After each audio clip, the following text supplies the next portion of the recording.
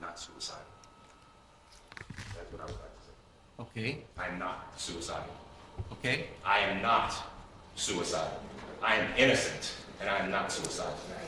If I did this, then it means that I stuck my fist in the fears of Black Americans in this country for over 400 years and the fears of the LGBTQ community. Your Honor, I respect you and I respect the jury, but I did not do this. And I am not suicidal. And if anything happens to me when I go in there, I did not do it to myself. And you must all know that. A celebrity's greatest fear is becoming irrelevant.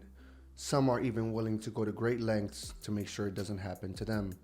This might explain why we keep seeing all sorts of odd celebrity gossip every now and then. From Justin Bieber saying he hoped Anne Frank was a believer, to Gwyneth Paltrow's crazy wax dates with Cameron Diaz. There's quite a bunch of celebrity gossip that makes the headlines. And while there is no doubt that spice is nice, the hunger for fame can make Hollywood sensations go overboard every now and then. In today's video, we look at an elaborate publicity stunt by one such celebrity that took things a little too far. The star of today's video is none other than Jussie Smollett. Young, handsome, and full of potential. A guy with his own network show, Jussie was able to build an empire for himself both on screen and off screen. However, he took his acting a little too far, but we'll get into that later in the video. For now, let's see how Jussie went from being a shining child star to a living and breathing controversy. In theory, things were only looking great, especially for a man of color who was also a member of the LGBTQ+ community. Jussie was nothing short of a role model, an idol. His story was nothing short of an inspiration for hundreds of children. In short, he was living the life of any starstruck 10-year-old kid glued to the television. But greed can get to the best of us. In Jussie's case, it is safe to say that his greed drove him to make some unwise decisions. One particularly terrible decision that would drag his career down the drain. It took him from the heights of greatness and limelight to the depths of despair. He simply crashed and burned too soon. In today's video, we'll give a detailed analysis of it all, from his booming career to the 2019 controversy that broke the internet to where Jussie is now. So buckle up for the ride of a lifetime in today's video. Let's start from the beginning. Many big names in Hollywood started young. Superstars like Leonardo DiCaprio to Selena Gomez have all benefited from having well-established acting careers at a young age. Jussie's family took the wise decision of taking the same page out of the star-making playbook. Jussie Smollett came from a mixed-race family with a Jewish white father and a mother of African descent. One of 6 siblings, Jussie set out on the road to stardom as a child model in New York City. He had big dreams and even bigger potential. The climb wasn't an easy ride though. It was the 90s New York City and competition was rough. Add to the fact that his father was absent for most of his childhood, Jussie's journey was a constant uphill battle. But with sheer determination, mad talent, a little bit of luck, and constant support from the rest of his family, Jussie's future was in no way bleak. He worked on both low-budget and high-budget projects, working with prominent and some not-so-prominent labels. He kept making recurring TV and movie appearances throughout the 90s during his childhood. Growing up, some of his notable projects were mostly films, but he was a determined star, and no role was too big or small for Jussie. In the early 90s, he made an appearance as an extra in films like Mo Better Blues in 1990 and the 1991 film New Jack City. He was an extra now, but that wasn't going to be the case for very long. It was through these ordinary and ignorable parts he played that paved the road for the more prominent roles he'd pursue in the near future. Stardom wasn't too far for the young man, and his big break was close enough. So stay tuned as we unravel the complicated twists and turns of Jussie Smollett's star-studded life. In 1992, Jussie scored a part in Disney's The Mighty Ducks. Even at this young age, he had landed a role with a big label. It is an inspirational yet humorous story of a youth hockey team making its way to the top of the leaderboard. It covers the team's journey from the bottom of the table with guidance from their coach and much needed financial support. The team finally finds its footing and goes on to secure significant victories. While these weren't exactly high-profile gigs, they did put the child star in the spotlight. He got to star in his own ABC sitcom On Our Own in 1994. Created by David W. Duclon, the show revolved around the 7 Jericho siblings. Orphaned by a devastating accident, the siblings take it upon themselves to keep the family together. The show's humorous take on the importance of families staying together helped it win hearts in the 90s. But despite its appeal, the show only aired for one season. Even though it was a short-lived venture, Jussie had the unique opportunity to film alongside his 5 real-life siblings, almost feeling like a dream come true. It would sit in the family's memory for all their lives. As Jussie grew up, he disappeared from the big screen for quite a while. That didn't mean he didn't keep himself busy during that time. He continued to try his luck at modeling and even music during the time he spent away from the screen. The years of hard work Jussie had been putting in finally paid off in 2012 when he made his comeback to the big screen with Patrick Polk's comedy The Skinny. Jussie played the lead role of Magnus for the lighthearted rom-com. The movie revolved around a reunion between 4 gay friends and their lesbian friend. What happens to a dream deferred? Does it dry up like a raisin in the sun? Or fester like a sore and then run? Imagine all the dick he must have gotten up here in Harlem. As their group celebrates their friendship through the years, they're slowly forced to face tensions from the past. Alcohol, drugs, and old memories put everything, including their friendship and their lives, at risk. Despite the story-rich plot, The Skinny failed to make a lasting impression on its audience. And while there's no doubt that having starred in a Hollywood film gave Jussie the center stage, The Skinny wasn't his big break. Luckily for Jussie, he wouldn't be waiting much longer before getting his big break in Hollywood. The year 2014 brought Jussie the fortune he'd been working for all his life. His big break came when he got his own network show. Cast as Jamal Lyon, a struggling musician in the Fox series Empire, Jussie got to tell a powerful story of a struggling gay musician on a quest to win his father's approval. The story revolves around Lucius Lyon, a former drug dealer turned musician. At the beginning of the show, Lucius is diagnosed with ALS, a fatal motor disease, and is given 3 years to live. I'm sick. Wait, what do you mean? I have ALS. Driven by the desire to do something worthwhile with his final years, Lucius embarks on a quest to build the lives of his 3 sons. But as the show progresses, Lucius' health deteriorates further. Jamal, the character portrayed by Jussie Smollett, takes up the torch. The show touches on a family's struggle with terminal illness while focusing on Lucius' struggle in the music industry. The show's touching story, paired with Jussie's performance, made waves among critics. It was described as groundbreaking for positively depicting struggles faced by the LGBTQ+ artists of color within the industry. In addition to becoming the star of the show, Jussie's background in music allowed him to contribute even more to the series. He co-wrote I Wanna Love You and You're So Beautiful for the original album of Empire, which was released in March 2015. He became such an integral part of the show that in 2017, he even went on to direct an episode for the show's 4th season. While the rest of the Smollett siblings didn't make it very far in Hollywood, Jussie's sister managed to find her footing in the star-studded industry, and along with his recurring appearances as Jamal Lyon in Empire by 2016, he also guest starred alongside her, Jussie Smollett, in the 2016 show Underground. I'm Jussie Smollett with my fellow cast member and baby sister Jussie Smollett Bell on the set of Underground. Empire didn't just bring Jussie fame and recognition in the public eye, it brought him appreciation from critics as well. By 2016, he had already secured 3 awards from his role in Empire alone. But throughout 2015, Empire wasn't the only reason why Jussie was making headlines. There were other mysteries to the rising star that put him on a pedestal during that time. The show gave him the center stage he always needed to shine. Big names wanted him on their shows. It was Ellen's show that propped Jussie as an icon in 2015. It was on her show that Jussie first came out of the closet as gay. Before now, he had never made any reference to his sexuality, but after his appearance on Ellen was the first time Jussie Smollett made headlines for his sexuality, celebrating his identity as an openly gay black man. By 2018, the attention Jussie was getting was starting to pile up. He even released his debut album, Some of My Music, the same year. With this album, he finally had more to show for all his hard work. He had established himself as an LGBTQ icon of color. He served as an inspiration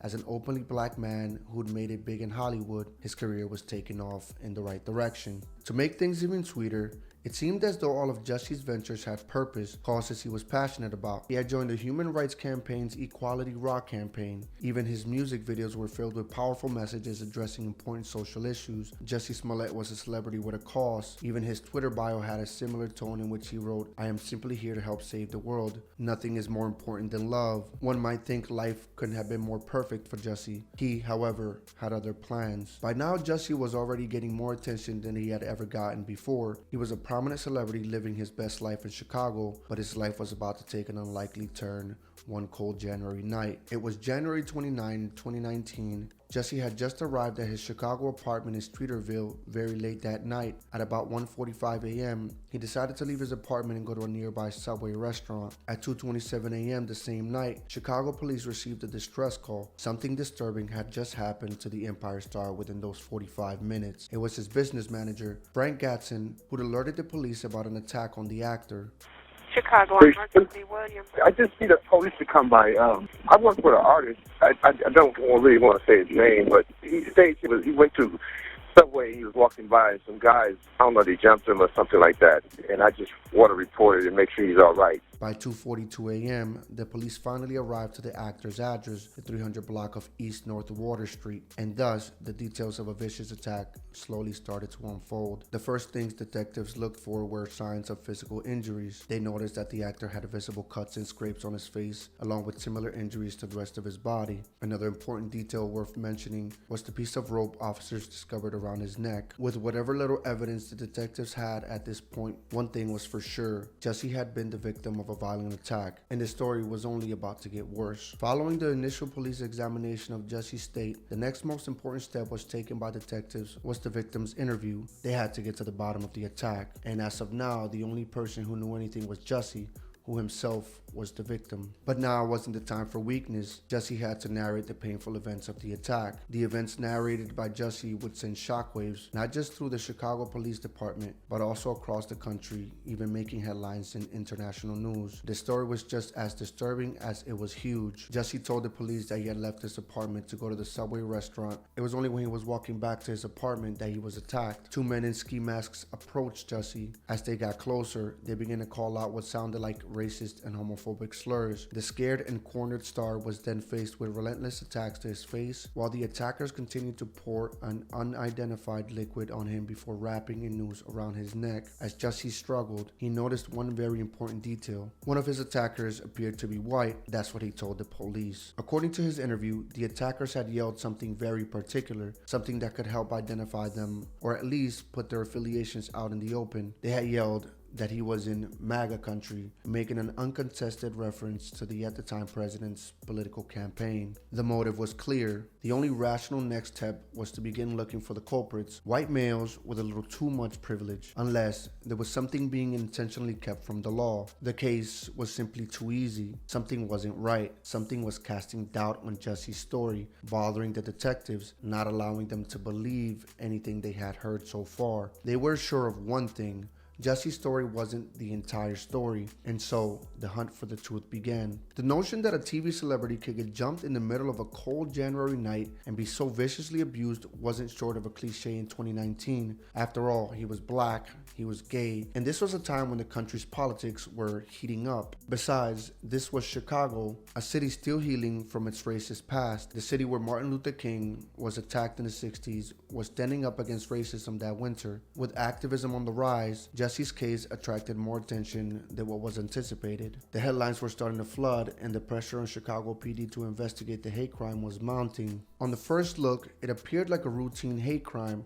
The evidence seemed to be pretty straightforward, but still, something didn't add up. There were too many loose ends. Investigators questioned that why would Jussie decide to go to a restaurant at 2 a.m. on one of the coldest nights of the year? Perhaps the victim wasn't the victim after all. What was more suspicious was how Jussie behaved once the police arrived to his apartment. Body cam footage shows he still kept the rope around his neck when the cops arrived. According to his account, he didn't want to mess with the evidence, but to a skeptic, it appeared to be an elaborately planned episode, like a theater show. It didn't make any sense why someone who just had their life threatened by having a noose tied around their neck would want to keep it. Someone who'd just been traumatized wouldn't logically want to keep the source of their trauma on their body. Interestingly, it wasn't just the detectives who were plagued by skepticisms about Jussie's story. While politicians and celebrities alike jumped on the bandwagon to condemn an apparent hate crime, there were journalists who were still asking questions, not entirely convinced. Jussie's case wouldn't have become such an embarrassment if it hadn't blown up in the initial days the way it did. The whole ordeal was such a huge deal that it even made its way into Donald Trump's campaign speech. It was heavily publicized and politicized, to say the least. Social media stood divided. where on one side, stars like Zendaya and politicians like Kamala Harris used powerful language condemning an attack against a prominent member of the LGBTQ community, many based in Chicago weren't buying it. Some would even go as far as to say that it was a load of bullshit, that it never happened. Chicago-based journalist Rafer Weigel was among the many locals who had a lot of questions to ask before they would believe anyone's story. And as it would soon turn out, their skepticism was well placed after all. In a shocking turn of events, this case, which started off as a hate crime, had turned into a hoax investigation. It had all been staged for show. Jussie had hired two black males to perpetrate the attack on him and make it look like a hate crime, a reckless career-ending move. But what baffled everyone was the question about the motive. What had driven Jussie to stage the attack? Surely even he would have been able to see that if it went wrong, there was no coming back. The court proceedings were brutal to say the least, even for an actor who enjoyed a certain place of privilege because of his status. The proceedings were consistently public, and this was a time of heavy criticism for the actor. As prosecutors dug deep into the details of the hoax, the question of the motive was frequently raised. Some in the court were of the opinion that he did it for the money. The star was unsatisfied with what he was getting paid on the set of Empire, but that didn't make any sense, as one would think. He was essentially getting paid as an actor as well as a contributor to the show's music. Something was amiss, but the judge's remark on this case gave the closest possible explanation to Jussie's motive. Perhaps it's the only explanation anyone can ever give regarding the bizarre hoax. As far as the perpetrators were concerned, the task had proven to be a simple one. Chicago Police's Eddie Johnson had no trouble getting to the bottom of it. As it turns out, the two attackers,